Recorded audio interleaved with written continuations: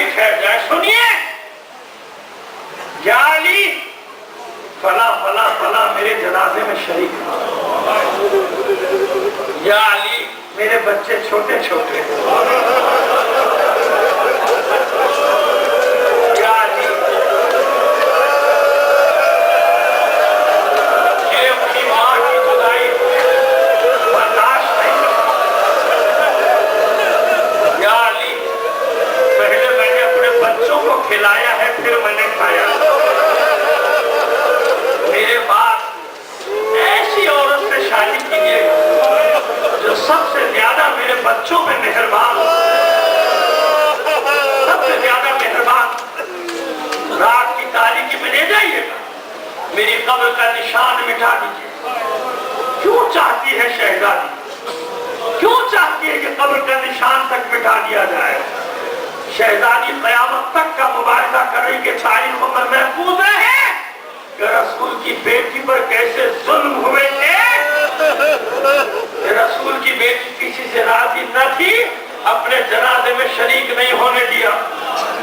کیسے ظلم ہوئے تھے کہ علی نے دفن کرنے کے بعد قبر کا نشان مٹایا, 40 نئی قبریں بنا دی.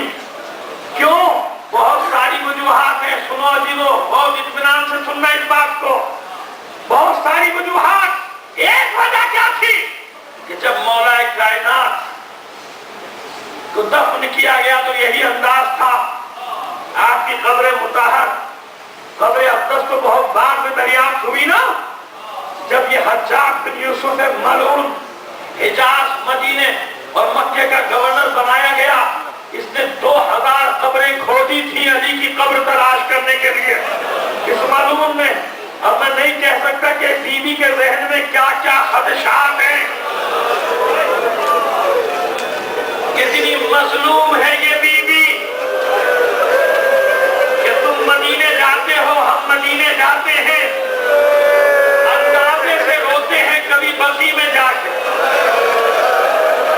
کبھی رسول کے سرہانے, کبھی رسول کے پائے, کبھی ریاض الجنہ میں, کبھی باب فاطمہ میں. ابھی مجھے پڑھنے دیجیے, ساری آیتیں بند نہ کیجیے, مجھے پڑھنے دیجیے, ابھی تو میں نے مسائل شروع بھی نہیں کیے. کہاں کہاں روتے ہیں ہم.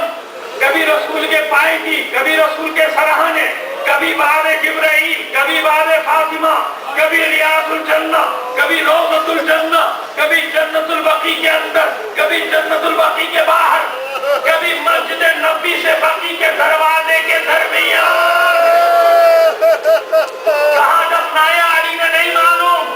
کیوں؟ تاکہ یہ مظلومیت قیامت تک باقی رہے کہ رسول کی بیٹی نے کیوں اپنی قبر کو چھپانے کی وصیت کی.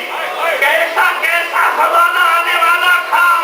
دختر رسول کو گوارا نہ ہوا کہ اس کے دنیا سے جانے کے بعد بھی